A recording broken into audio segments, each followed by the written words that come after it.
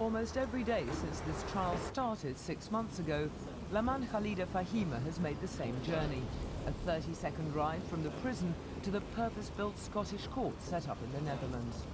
He'd been hoping this morning's journey would be the last, as today the judges were deciding whether the case against him should be thrown out. Fhimah's lawyer argued there was no evidence linking his client to the bombing of Flight Pan Am 103. But the panel of judges disagreed. They said the prosecution had gathered sufficient evidence for the case against Fhimah to continue. Since Fhimah was first arrested with another Libyan for the bombing which killed 270 people, he's maintained his innocence. He could face a life sentence if found guilty. One of the British relatives in court welcomed today's decision. So it means an even more robust examination of the defence case, and to that extent it's good news. The trial is expected to resume next week.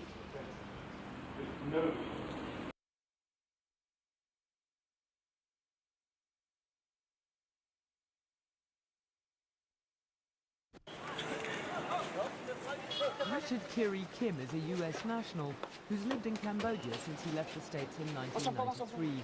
In court, he told prosecutors he was the deputy commander of the Cambodian freedom fighters. The anti-communist group, which is based in the US, has been active in propaganda campaigns against the Cambodian government since 1998. Police have accused Kiri Kim of masterminding an attack on 3 government buildings in the capital on Friday.